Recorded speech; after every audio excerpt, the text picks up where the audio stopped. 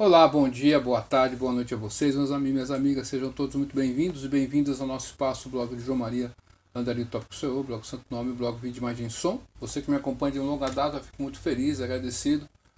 Boa madrugada para você também, aí vai saber o horário que você vai ver esse conteúdo aqui, produzido através de um aplicativo que está filmando nosso próprio blog.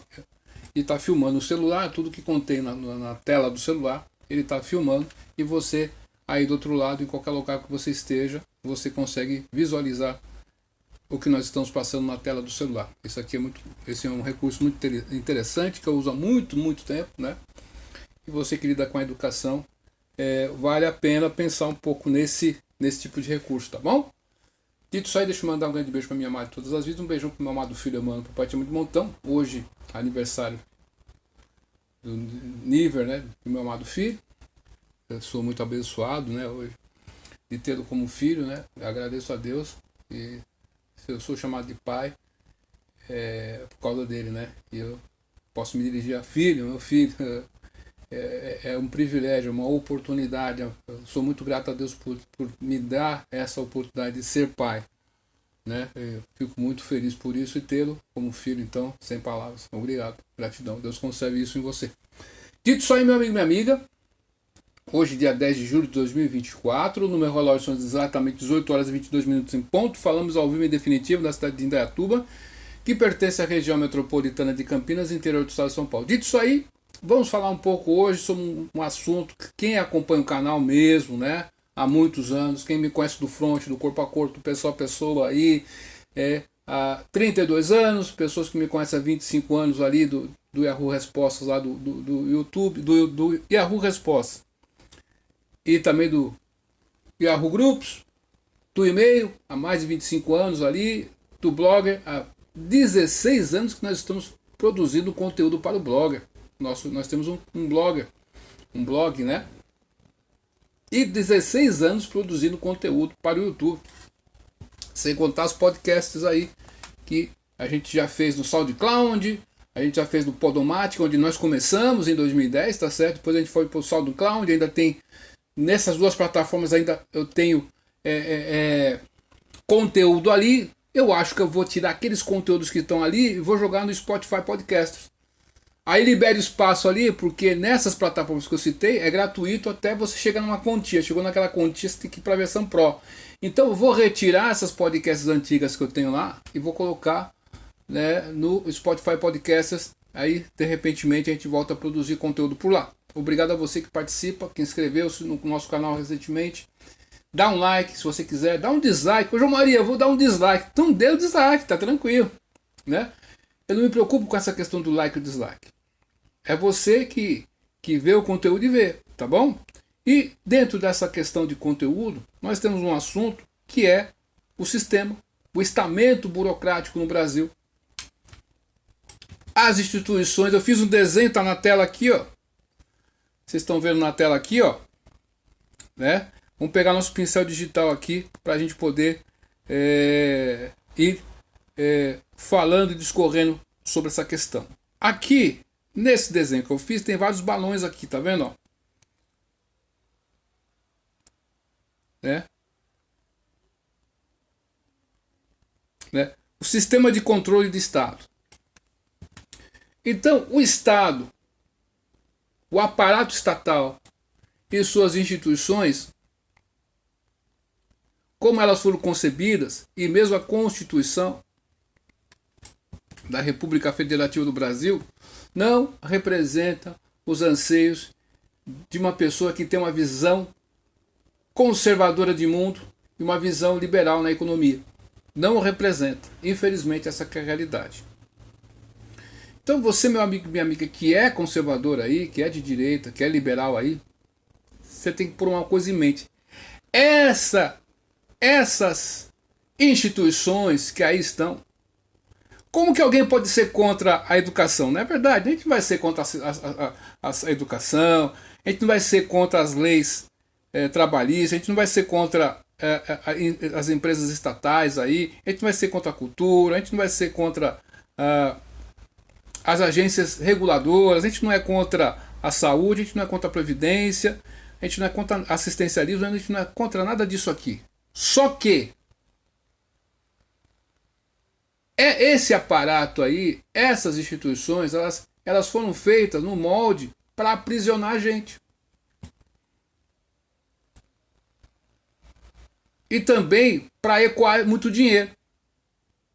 A gente vê partidos que ganham as eleições aí, o deputado já quer uma secretaria, um cargo para aquele outro, vai ficar na diretoria do sei da onde, de que agência. A gente viu uma notícia aqui, deixa eu ver se eu recupero essa notícia. Poxa, tá lá no X, né?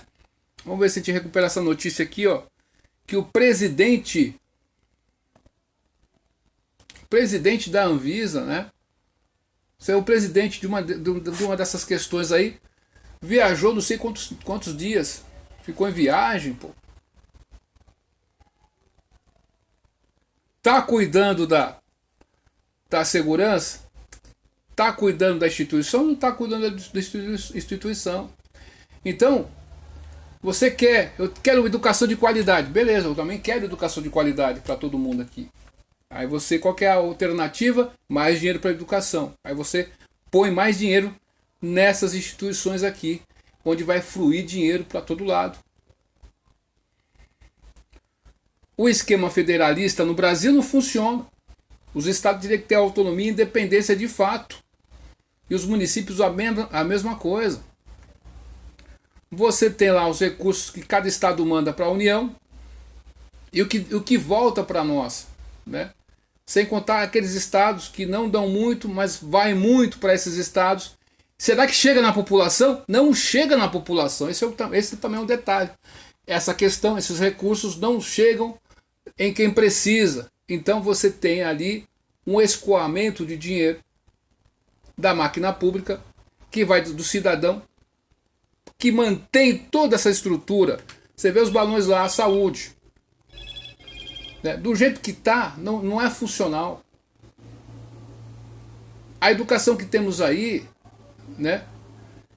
Essa educação ela está aparelhada, ela tem várias e várias instituições burocráticas, homens e mulheres burocráticas que não representam os anseios da população, que estão tentando ditar as regras do jogo, quando muito ditam as regras do jogo, mas tem aquelas instituições e ONGs que ficam ali sugando o Estado. É todo um aparato de apadrinhamento que suga o cidadão e a cidadã brasileira. Eu queria, na nossa fala aqui, deixar alguns livros aqui. É preciso que deixe alguns livros aqui para você entender o que nós estamos passando aqui. Se você já leu esses livros, beleza. Se você já domina esses assuntos, beleza, segue o jogo. Mas para você que está caindo de paraquedas aí, nós temos aqui, deixamos nessa publicação que fizemos no nosso blog hoje, né? Alguns livros que eu gostaria de deixar para você aí, para você ler. Alguns livros estão na íntegra, outros livros estão ali só com um tira-gosto, para você depois comprar o livro mesmo. Eu acho que o livro físico é muito melhor. Uso o livro digital, lógico, é prático, mas como eu gosto de escrever muito, então para mim, né, lógico que você pode falar, tem um tablet e tal, que escreve, beleza, você tem, beleza. A escrita é sempre importante, pelo menos para mim, né? Então, tem um livro de um pensador, Quentin Skinner, As Fundações do Pensamento Político Moderno, está aí na tela. Esse foi um dos grandes pensadores aqui do Ocidente, ele escreveu esse livro aqui, e nesse livro ele prova por A mais B que todas as revoluções, todas as questões que aconteceram no mundo tornaram o Estado ainda mais forte. Tá certo? É um livro que você tem que ter acesso ao conteúdo desse livro, tem 361 páginas, tá certo ou não? Um outro livro que eu queria citar para vocês aqui é de John Taylor Gatto. Já comentei sobre esse livro, já citei indicações de leitura, tá bom? Mas esse livro aqui está no Internet Archive aqui, né? Tem um tubo do Internet Archive, você está vendo na tela, e você sem sair da página aqui, ó, você consegue ler o conteúdo do livro. Beleza? Emburrecimento programado. Tem mais uma questão aqui, deixa eu ver aqui, peraí. Que ele fala aqui, ó.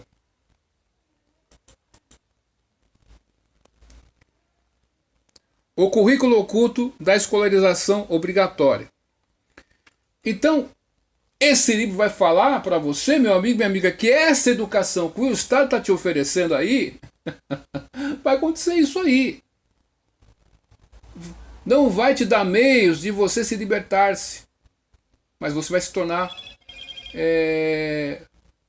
como vamos dizer, servo desse sistema aí, desse status quo que está aí, que essas instituições elas foram feitas de uma base que nos aprisiona. Então, esse pessoal, esse estamento que está lá em cima, usa todo esse aparato e você, cidadão comum, você não consegue, por mais que você queira, não consegue. Então, você tem a vitória não das virtudes, mas dos vícios, do mau caratismo, das pessoas mais abjetas que estão em certas questões ali. Pô, mas esse cara aqui tá nesse cargo aqui. Você viu esses dias aqui no Banco do Brasil, né, certas questões que decidiram num domingo, meu mano. O que é isso, cara? Mas que tem? Então você vê que para certas questões o Estado ele vai funcionar para algumas pessoas, os amigos do rei, se é que você me entende. E quando você tenta aí lutar contra essa questão, nós temos princípios, né?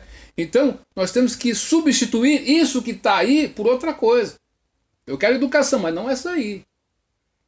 Eu quero empresas de regulação, mas não essa aí. A gente vê, por exemplo, a Previdência Social. A gente vê a educação, o brasileiro tem cada vez menos filhos. E como que está aumentando os valores que vão para a educação? Mas o que é isso? Aí vai para alguém. Tá entendendo? Não nada é explicado. Tudo é meio daquele jeito. A agência de checagem, os dados, certos economistas, certas planilhas que são feitas, eles maqueiam bem a questão, enfim. E a gente vê, pô, não é isso que eu quero, né? Um outro livro que eu queria citar para vocês aqui é só um tira-gosto da Paula Schmidt, uma jornalista que eu gosto bastante, que é Consenso Inc. O monopólio da verdade e a indústria da obediência. Nesse livro aqui é só um lampejo, tá? Depois você compra o livro dela, que vale muito a pena. Ela vai descrever como que na pandemia esses órgãos aí, os jornalistas, portais de notícias, se uniram para produzir o Consenso Inc. Que ela vai descrever como que funciona esse esquema aí. Tá vendo? É um livro que vale muito a pena a você acessar a leitura. Um outro livro aqui que eu acho que é muito bacana para você ter um mapeamento de como a coisa acontece. Você vê uma situação hoje, né, dentro dos Vedas, que eu estudo bastante, gosto muito, né, na linha Vaishnava, Vedanta, né, na linha Bhaktivedanta, na linha Gaudiya, Vaishnava, certo? Nós temos o Nyaya. Dentro do Nyaya é a lógica, né, que é um dos Sadarshans, os 6 caminhos, 6 visões que nós temos na Índia. Então, tem um aforismo que diz o seguinte: Palena Parityate. Você vê o resultado, você vê os frutos ali, você sabe a origem. Então você tem que perceber que uma coisa que está acontecendo agora, de degradação, ela não começou hoje. Passos e caminhadas foram feitas ao longo do tempo para chegar até aqui.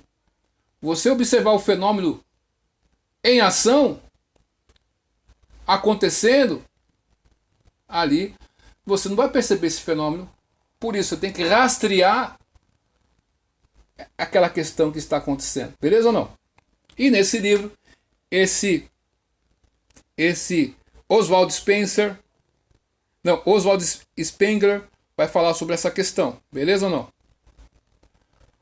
Um outro livro que eu queria citar aqui para vocês A decadência do Ocidente. Professores para quê? Georges Gusdorf. Georges G-U-S-D-R... Não, G-U-S-D-O-R-F. Gusdorf.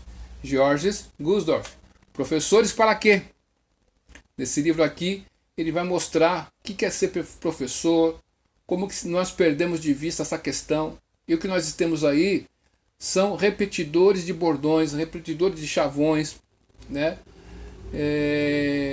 E você repete uma questão e você não tem aquela prática. O professor é aquele que sabe uma coisa e vai ensinar aquilo que sabe. Mas o que nós estamos vendo hoje em dia, cada vez mais você fica refém, por mais que você não queira, meu amigo e minha amiga, você que está em sala de aula, você se torna refém dos livros didáticos, você se torna refém de todo aquele esquema burocrático. E a sua margem para trabalhar tudo isso aí, se você não tem um bom conhecimento, fica muito prejudicada. E os cursos, por sua vez, infelizmente, né, eu queria falar uma outra coisa para você. Lógico que tem aquelas pessoas, homens e mulheres, que ao adentrarem às universidades, elas vão fazer algo diferente. Mas essas pessoas são ali a exceção à regra. Então os cursos, cada vez mais, o MEC, o Conselho Nacional de Educação, perderam a mão faz tempo. Só não vê quem não quer. As universidades criam cursos aí que você é formado, por exemplo, tem curso de licenciatura em geografia, em ciências, geociências.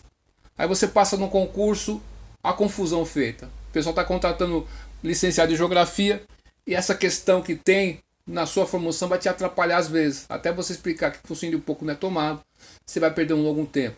Então você, meu amigo, tem que ficar atento, né? Por isso que a universidade tem pesquisa, extensão e ensino. Ensino, pesquisa e extensão. A pesquisa é para aproximar a universidade, a faculdade da população, para ver o ambiente, não é isso ou não? E também aquela questão da extensão, da oportunidade de mesmo uma pessoa não tendo um ensino superior, de fazer um curso, uma extensão universitária, para a pessoa ir se habituando àquela questão, para promover a educação e o aperfeiçoamento da própria comunidade. Essa, em tese, é esse tripé, o significado de universidade aí, né, onde você tem uma pluralidade de ideias. Mas o que nós vemos acontecendo hoje em dia? Então, essa instituição aí, eu quero, mas do jeito que está, eu não quero. Então, meu amigo e minha amiga, nesse livro, Professores para Quê? Georges Gusdorf vai falar sobre isso. Né? Muito interessante mesmo. Tem um livro aqui que eu não citei aqui, do Padre Ivan Illich, né?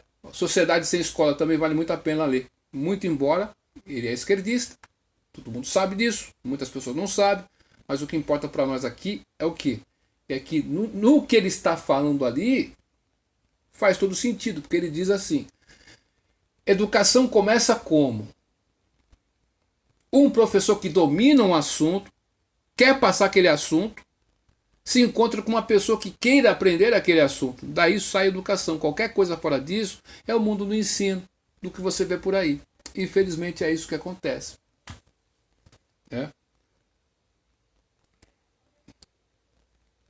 Aqui é uma tese, não, tese não, é uma monografia de TCC do curso de Direito, né, bacharelado em Direito, e a pessoa que defendeu essa monografia fez o título dela como, aqui, deixa eu aumentar aqui para vocês, ó. Juristocracia, o STF e a subversão da justiça. Tá certo ou não? É.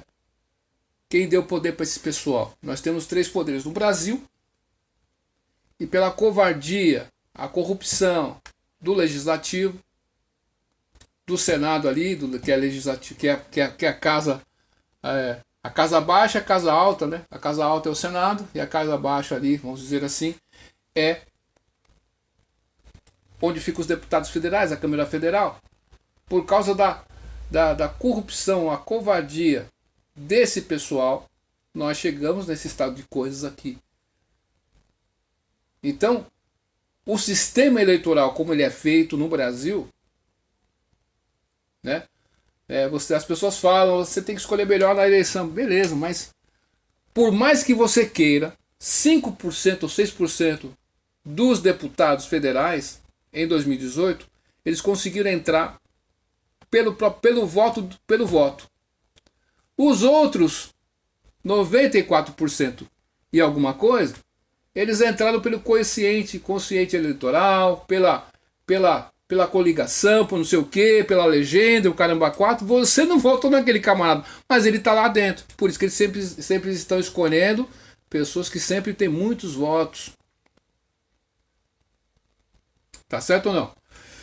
Então, essa monografia tem uma citação, e na citação, nas referências bibliográficas, é muito bacana você ver o embasamento que numa monografia a pessoa teve para mostrar essa questão. Coragem dessa universidade aqui que deixou fazer uma tese aí. O outro livro que eu queria citar para vocês uma questão que você tem que entender basilar aí, é sobre Espiral do Silêncio, que foi uma jornalista, uma pesquisadora, né, Elizabeth Noelle Neumann. Ela escreveu um livro, Espiral do Silêncio. Ela descobriu que certos assuntos aí, já falei sobre isso no canal, né? Certo tipo de assunto, deixa eu ver se eu, aqui, ó, tem os slides aqui para você estar a par do que vem ser isso aqui. Tá vendo aqui esse desenho aqui, ó? Vamos pegar nosso pincel atômico aqui, beleza? Pegamos ele aqui. Aqui tá. Então você tá vendo aqui que você tem uma pirâmide, um triângulo invertido. Aqui a ponta, aqueles assuntos que eles não querem que esteja em circulação vão aqui para baixo. E os assuntos que eles querem que fiquem em evidência, né? O mainstream, né? O Beautiful People e toda essa putada toda, ele fica aqui em cima. Então você, cidadão de bem, você, qualquer um que me ouve do outro lado, não importa qual a sua orientação aí, quando você percebe que num grupo de pessoas, certos assuntos que você gosta, que você defende, não é bem-vindo, você se cala. E um faz isso, outro faz isso, outro faz isso, outro faz isso. Você tem a pressão, né? Então, esse espiral do silêncio é o quê? É a linguagem permitida e a linguagem não permitida. Assuntos permitidos e assuntos não permitidos, que viraram tabu, que você não pode falar. Você não pode falar sobre a vacinação que ocorreu, né? Uma vacina que não foi testada amplamente. Tá certo ou não? Virou tabu. Então, tudo isso tem... Você volta naquele livro da Paula Schmidt, Consenso Inc. Tá bom? Então, você tem toda essa estrutura, esse aparato. Por isso que a imprensa é um órgão que representa esse estamento burocrático, essas instituições, esse aparato que vai trabalhar para o Estado. É um órgão do Estado, pô, da propaganda do Estado, só não vê quem não quer. Tá certo ou não? E a maioria da população, muitas pessoas ainda, infelizmente ou felizmente, sei lá, o que eles têm de norte, o que eles têm de referência para palpitar na vida é o que eles veem na televisão. Mas você acha mesmo que esse pessoal ia dar de mão beijada para você informações privilegiadas, informações corretas? Pô, para aí. Do tempo pode ser que sim. Quem ganhou na loteria, cai uma árvore ali na esquina, beleza, né? Enfim, mas certas informações chaves, essas informações não serão passadas para você, pô. Ou serão distorcidas. Beleza. Um outro livro, esse aqui é um esquema, são slides, tá? Um outro livro que eu queria citar aqui é de Hannah Arendt, Origens do Totalitarismo. Antissemitismo, a gente está vendo muito hoje em dia. Então, se você viu acontecendo nas universidades nos Estados Unidos, mesmo aqui no Brasil, alguns locais aí, o pessoal com bandeira da Palestina, defendendo uma coisa que nem sabe o que é direito, o que está acontecendo, mas... porque certos conteúdos foram passados para essas pessoas. Não vou falar doutrinação porque é um erro. Já passamos da fase de doutrinação faz tempo. Antissemitismo, imperialismo, totalitarismo, enfim. Nesse livro aqui, ela vai descrever sobre as origens do totalitarismo. E ela é judia, se não me engano, e ela sofreu na pele de sua família essa questão do totalitarismo. Então, o governo central vai centralizar tudo em você, tudo no Estado, nada fora do Estado. E você vê a palavra fascismo sendo usado erroneamente. Tá certo ou não? Continuando aqui, ó.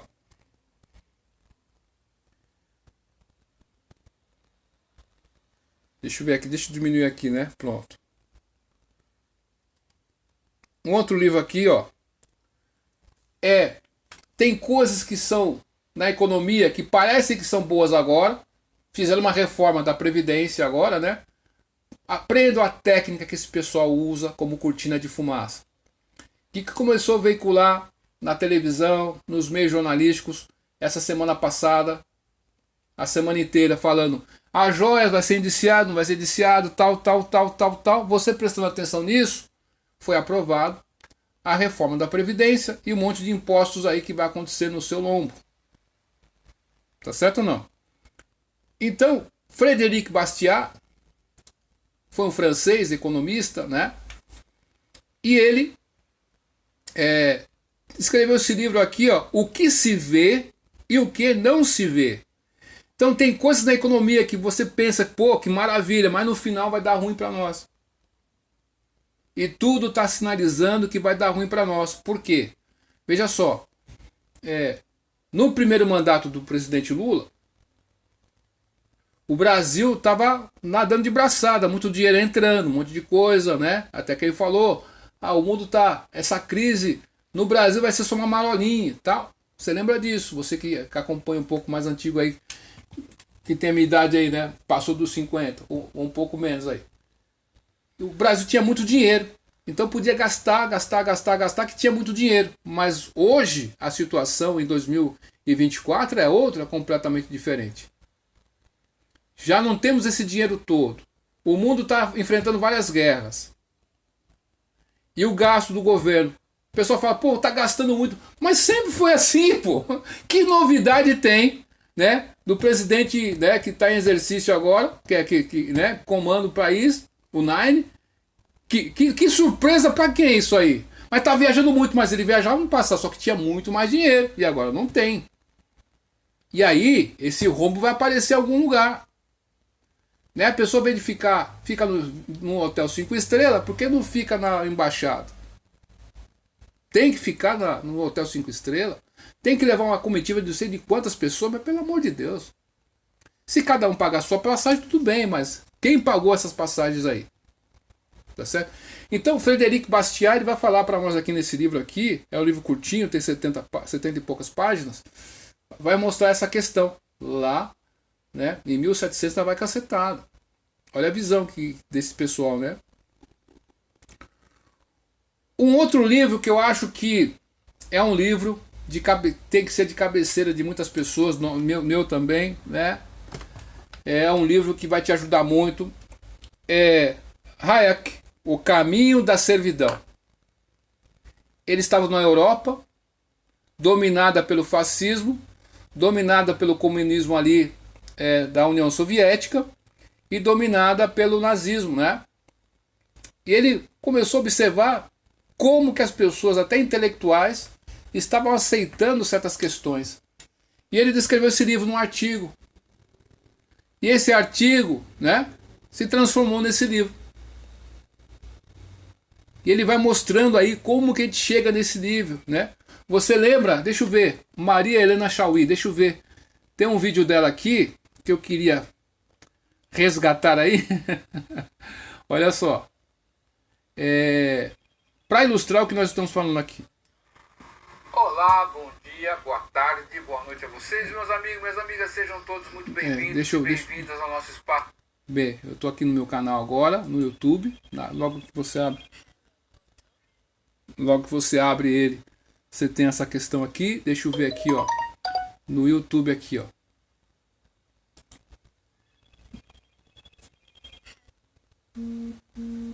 Deixa eu ver aqui, ó. Maria Helena Chauí, classe média. Ela falou que eu dei a classe média, né? Vamos ver aqui. Aqui, ó. Vamos ver a fala da Maria Helena Chauí aqui, né? Professor de filosofia. Marilena Chauí.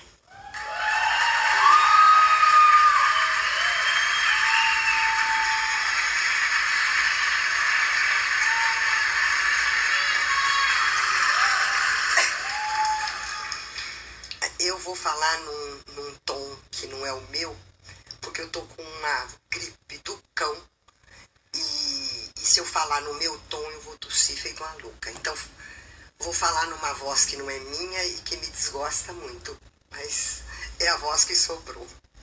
E por que eu defendo esse ponto de vista? Não é só por razões teóricas e políticas. É porque eu odeio a classe média.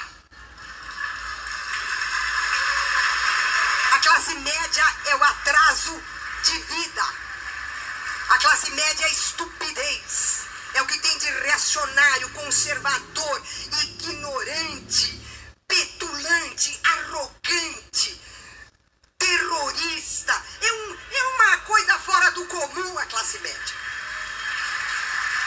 Então, eu me recuso a admitir que os trabalhadores brasileiros, porque eles galgaram direitos, conquistaram. Você vê aí a Maria Helena Chauí falando da classe média, que é o atraso do Brasil. Mas peraí, pô. Você viu os irmãos lá, você sabe que é Batista, né? Naquela questão das usinas de energia, o que está acontecendo? Por que ela não falou que odeia os bilionários? Mas tem que ser a classe média. Mas quem é a classe média para esse pessoal aqui? É o sapateiro. É qualquer pessoa simples que vai de encontro à ideia dela aqui. Aí você cria um espantalho, fala um monte de coisas pejorativas, né? Mas não elencou nada. Ela é uma filósofa, hein? Não elencou nada, mas você vê. Aí cai naquilo que Hayek falava, o caminho da servidão. Esse pessoal aí, a gente vê a Márcia Tiburi, ou Tibu, né? Ou aquele outro lá, deputado, Jean Willis, eles foram para Cuba? Quando eles ficaram no exílio? Para onde que esses caras foram? Qual que é o salário da Maria Helena Chauí? Então me fala da classe média. Mas por que eles atacam a classe média? Porque a classe média, meu amigo, é uma questão de cabeça. Quando você chega na classe média, é uma questão de você entender o que realmente importa no país. Entender a estrutura de dominação que tem um país. Então você não é uma pessoa que pode existir para esse pessoal aí. Porque você vai atrapalhar os planos totalitários dessa turma toda. O teu salário aí, meu amigo, minha amiga, né? O teu patrão, né? Ele vai pagar uma porcentagem para o INSS de imposto. O que sobra para você? Olha aqui, Tiradentes, o pessoal lá atrás do Brasil, lá atrás, brigou com Portugal por causa do imposto, eram os quintos dos infernos, né? E eram 20% que Portugal cobrava de imposto. E hoje, como é que tá isso aí? Você acha que é só 50% mesmo? Ah, me poupa, hein? E vai ter mais imposto ainda, a gasolina está aumentando, enfim. Mas cai nessa questão aqui. E tem um livro, eu não coloquei aqui, mas de Raymond Aron, que foi um grande francês, professor universitário, grande pesquisador. Ele tem um livro chamado O Ópio dos Intelectuais. É justamente o que representa, pelo menos na minha ótica, Maria Helena Chauí.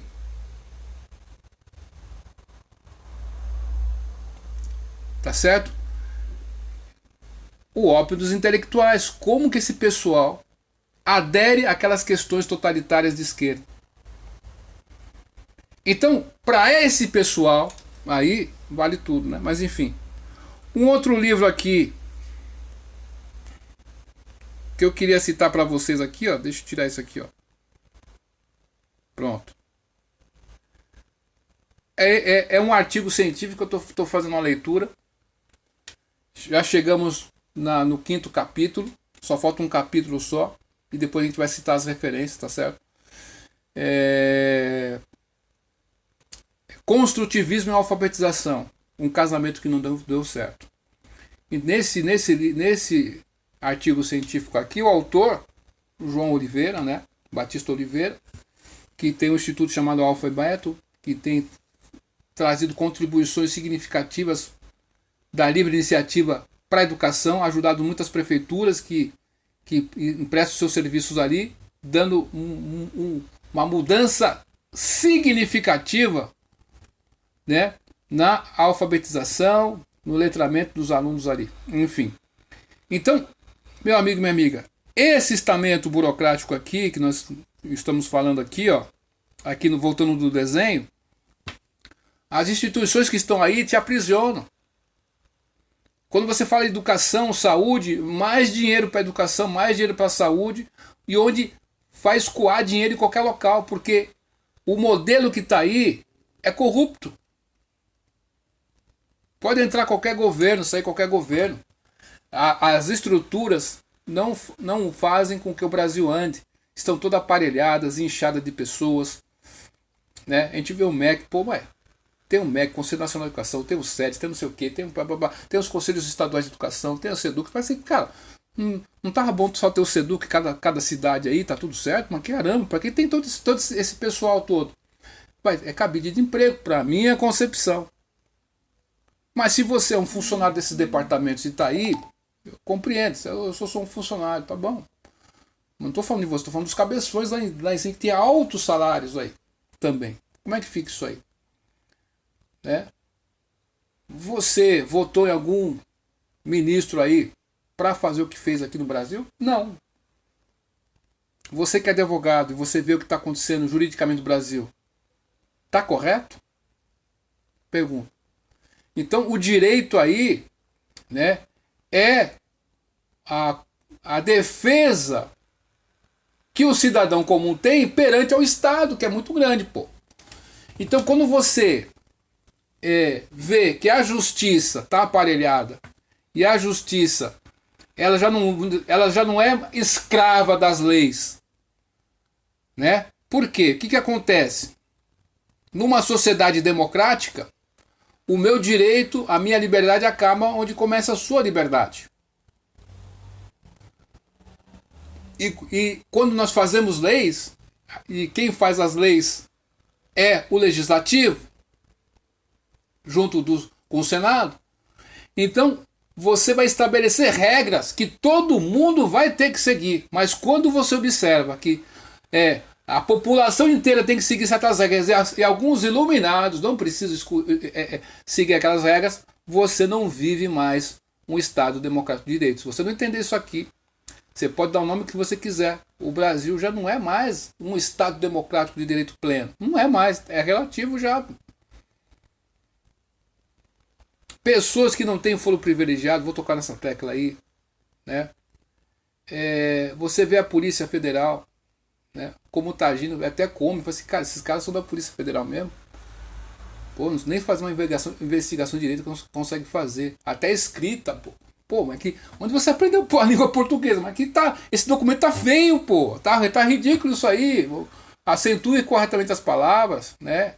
Conjugue os verbos corretamente aí, as vírgulas também. É pedir demais de um órgão oficial. Mas enfim, você vê tudo isso aí.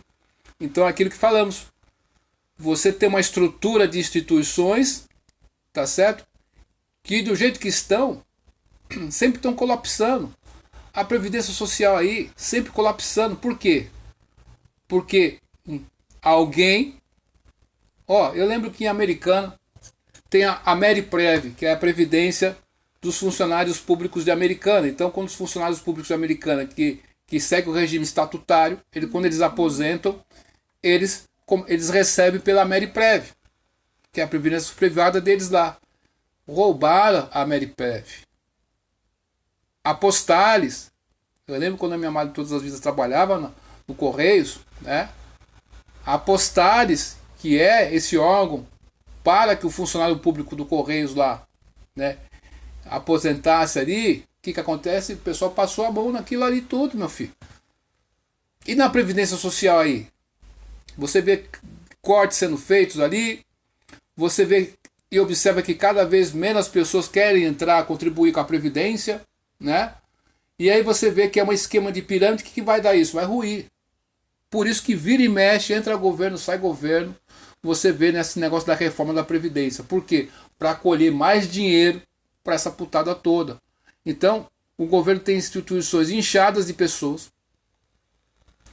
tem os cabeções que mandam, que não fizeram concurso, que estão em pontos de chefia, de liderança, porque foram indicados. Você vê pessoas ganhando 100 mil reais, é mais que o presidente. Mas o que é isso aí? A pessoa, um funcionário público, ganhando mais de 100 mil reais, mas o que é isso aí? Não, isso é um prêmio, mas que prêmio é esse aí? Então, meu amigo e minha amiga, você conservador, você tem que pôr em mente que a estrutura que tem aí, que lhes são apresentadas, estão corrompidas já. E nós temos que substituir isso aqui por uma outra questão. A Previdência do jeito que está, pode fazer reforma ad eterno, está errado. A tributação está errada. É muita tributação no lombo do trabalhador. Você pega uma pessoa que ganha um salário mínimo aí, ó, quanto que você paga né, para o INSS? 11% são recolhidos, né?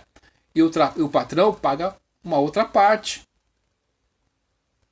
Tá certo? Fundo de garantia, tá certo? Tem mais outras questões ali. Outra questão aqui, outra questão acolá. Quando ele vê o que você ganha, né? O patrão vai pagar quase o equivalente a um outro salário de 2 funcionários. Esse esquema parece viável para você? Por que o governo, a partir de anos e anos, vai arrecadando cada vez mais e nunca te dá nada para você? Porque está escoando esse dinheiro para algum lugar e não para o lugar certo. É isso aí, você tem que entender isso aí. Se você não entender isso aí, meu filho, você tá... Que planeta você vive, né? Enfim, aí você vê toda essa questão dessa senhora falando que odeia a classe média. A quem é a classe média? Qualquer pessoa instruída que seja anti-estamento burocrático, sanguinário, assassino. Qualquer pessoa com mais de 2 neurônios que consegue pensar por si mesmo, entende que o sindicato está só ferrando ele, né? Que quer sair do lombo do Estado. Pô, meu irmão, sai de cima de mim, deixa eu ser feliz aqui. Cada vez mais tributação, cada vez mais tributação. Pergunto a você, meu amigo e minha amiga. Esses tributos, você tem que entender a questão. Esse tributo não é para a causa desses balões que nós colocamos aqui. É para sustentar pessoas. Os agregados do governo. Pessoas que estão aí, né? Você veja aí. Não sei quantas viagens fazem. Mas quem pagou essas viagens? Você vê um cara que deu de um órgão aí e tal. E fez isso. O americano, eu estava conversando com o senhor, tinha dívida de Estado. Olha só. Né? Entrou nos eixos agora com a administração que teve. E o prefeito, né? Que ele assumiu, mas ele era presidente da Câmara, se não me engano, uma questão assim. O prefeito foi impeachmentado, teve que sair fora, se retirar. O vice é a mesma coisa. Aí o presidente da Câmara, não sei o que aconteceu lá, que na época eu não morava lá direito, né? Eu estava só visitando. E o Amanajá, né? Ele começou a questão ali. Enfim, mas a gente vê todo esse esquema, toda essa questão que faz com que o Brasil não avance. Então você vê uma instituição que deveria ter uma pessoa, tem 30 pessoas. E que essa uma pessoa que tinha que ganhar 1.000, não está ganhando 1.000, exemplo, tá? Era para ter uma pessoa, tem 30 pessoas e não está ganhando 1.000. Cada uma delas está ganhando 5.000. E aí você tem essa daqui, junto com a outra ali, junto com aquela outra aqui, junto com aquela outra aqui, a outra ali, outra ali, outra ali. Quando você menos espera, é um baita dinheiro que vai. E a população não vê o retorno, não vê o dinheiro voltando. Tá certo ou não? É como se fosse um condomínio. Se o condomínio vê, pô, meu, engraçado que até no condomínio, você, meu amigo, minha amiga, veja só, você está no condomínio, você participa de tudo ali, né? Das reuniões ali, das votações ali e tal, das atas ali e tal, nas eleições ali, você acompanha e você vê que o pessoal desvia dinheiro. Imagina uma pessoa que está lá em Brasília. Então, quanto mais centralizado, pior para nós. Quanto mais descentralizado a questão for, o que vai acontecer? Vai ser difícil corromper esse desencadeamento aí, tá certo? Então a internet por exemplo, ela está de um jeito que está centralizada. Mas o dia que nós tivermos uma internet que está descentralizada, aí nós vamos ter um pouquinho mais de liberdade aí, tá certo? Então, meu amigo, minha amiga, é isso aí. Nós citamos alguma literatura para você do outro lado, mostrando aí que essas instituições que estão aí não servem para o propósito para o qual foram criadas, tá certo? Você vê a educação no estado de São Paulo está uma vergonha, o maior estado arrecadador do país. Você vê o salário que esse pessoal paga para os eventuais aí, é uma vergonha. E você tem que entender o que é um conservador de fato. Você tem muito burocrata aí que administra bem, que é engenheiro, né? Mas é tecnocrata, é burocrata, é pragmático. Esse pessoal não é político. E aí vai abraçar qualquer ideia aí que contraria os princípios dele, porque ele é tecnocrata, ele é um burocrata, né? Ele é um utilitarista, e tem muitos políticos assim por aí que se dizem conservadores e não são nada disso, tá bom? Então, fica atento, tá na hora de fazer uma depuração aí, né, no movimento conservador aqui no Brasil. Tem muito aventureiro aí, né, que surgiu agora nas eleições de São Paulo para a prefeitura. Eu falei assim, pô, esse cara aí, ajusta esse cara aí, vocês acham que é conservador? Né, que o Boulos assusta muito, né? Então qualquer pessoa, né, é qualquer pessoa. Pode ser o salvador aí para enfrentar o Boulos, mas enfim. Então, meu amigo, minha amiga, obrigado pela sua atenção, você que compreende nossos vídeos aqui, por que nós fazemos. O Brasil está aprisionado, ele não deslancha, nós sempre somos subalternos às grandes nações do mundo, nós nunca somos protagonistas, nossas forças armadas estão aí às traças, mas bem feito para eles também, os cabeças, né? Não o pessoal que, o baixo clero ali das forças armadas, mas as altas patentes aí estão de joelhos aí para qualquer coisa, né? E vai perseguir quem critica eles na internet. Tanta coisa para fazer de segurança nacional, vai se preocupar com quem está criticando. É muita baitolagem, né, meu? Ah, é difícil, hein? A gente vê pessoas aí da Suprema aí e tal, com essas ideias aí. E se você falar alguma coisa fora do tom ali, que eles considerem fora do tom, você tá ferrado. Então, meu amigo e minha amiga, a gente vê no direito, na justiça, né, a gente vê muito voluntariado, e nós não podemos ter isso, né, no voluntariado. Nós temos que ter pessoas escravos da lei ali. Ó, meu irmão, a lei tá ali, ó. Tá certo? A gente vê que um jornalista pega e aciona o STF. Mas o que é isso aí? Tem a primeira instância, segunda instância, depois tem o STJ, Supremo Tribunal de Justiça, né? Superior Tribunal de Justiça, não é isso? STJ, né? Depois temos o Supremo Tribunal Federal. Então, a pessoa, ela vai lá em cima com uma questão, com uma pessoa que não tem foro privilegiado, aí você vê, pô, mas peraí, e foi atendida. Então você vê que esse estado de coisas aí chegou assim por quê? Né? Então a nossa luta não é pela próxima eleição tão somente. É o status aí, certas instituições que tem que ser oxigenadas aí. Beleza ou não? Obrigado pela sua atenção, duvide de tudo, pois duvida da dúvida, estude hoje, porque amanhã pode ser tarde. Até mais, tchau.